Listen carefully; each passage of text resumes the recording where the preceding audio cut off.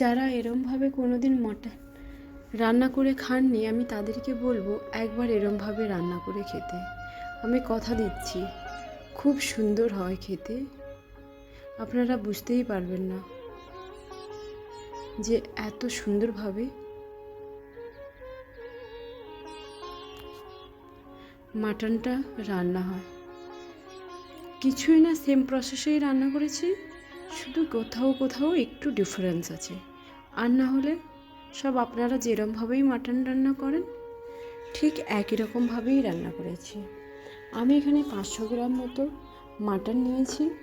নিয়ে নেওয়ার পর ভালো করে ধুয়ে পরিষ্কার করে নিয়েছি। এরপর আমি ওর মধ্যে লবণ, হলুদ, লঙ্কা গুঁড়ো আর 2 চামচ মতো সর্ষের তেল দিয়ে ভালো করে ম্যারিনেশন করে ওটাকে আমি 30 মিনিটের জন্য রেখে দিয়েছি। এরপর আমি এখানে ইস্কুস নিয়েছি। ইস্কুসটা নিয়ে ভালো করে ছুলে নিচ্ছি।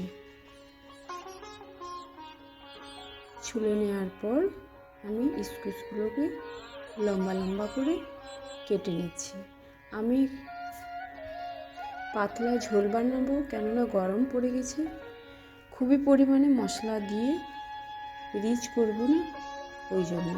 আর আমি এখানে আলুও দেবো না, যেহেতু আমি ইস্কুস দিয়েছি ওই জন্য।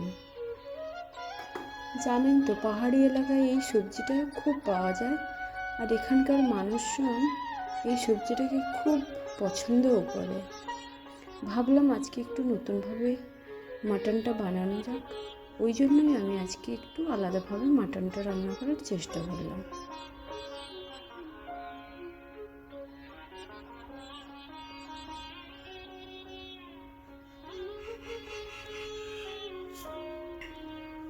এরপর আমি এখানে 2টো মিডিয়াম সাইজের পেঁয়াজ নিয়েছি। পেঁয়াজ নিয়ে আমি ওই পেঁয়াজগুলোকে পাতলা পাতলা করে কুচিয়ে নেব।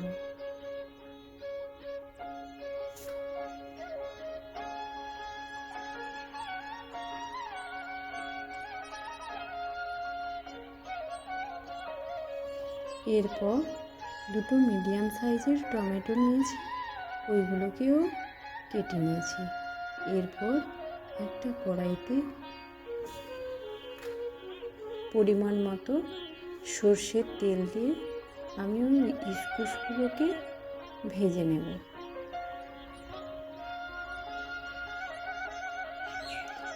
লবণ আর হলুদ দিয়েছি।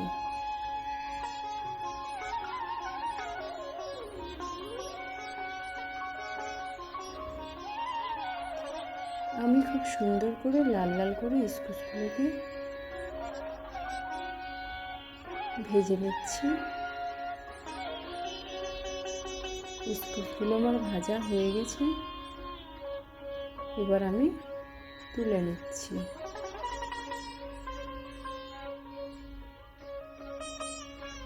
ওই তেলের মধ্যে আমি 2টো শুকনো লঙ্কা, 2টো তেজপাতা, লং, এলাচ আর দারচিনি দিয়ে একটু ভেজে ওই কোচানো পেঁয়াজগুলো দিয়ে দিয়েছি।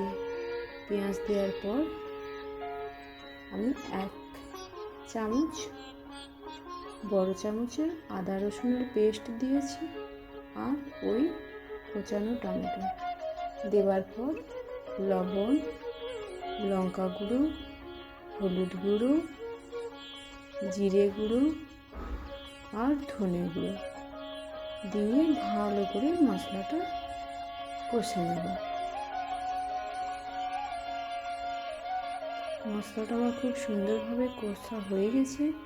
এরপর আমি ওই মাটনটা দিয়ে ভালো করে নাড়িয়ে নেব।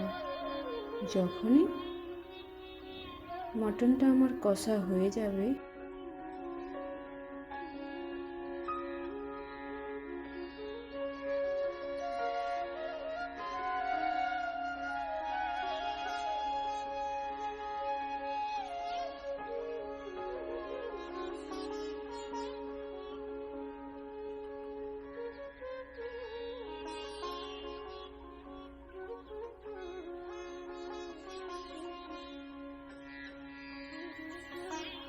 আমি এখানে 4টে মতো সিটি দিয়ে নিয়েছি। দেখতে পাচ্ছেন তো কালারটা কত সুন্দর এসেছে। খুব সুন্দরভাবে আমার মাটন আর স্কোয়াশটা সেদ্ধ হয়ে গেছে। আমি ওপর থেকে গরম মশলা আর ধনেপাতা কুচি দিয়ে নামিয়ে নিয়েছি। বাস আমার রেডি হয়ে গেল গরম গরম মাটনের ঝোল। আমি এখানে খুব পাতলা রসা রেখেছি, আপনারা চাইলে রসাটা একটু কমও রাখতে পারেন।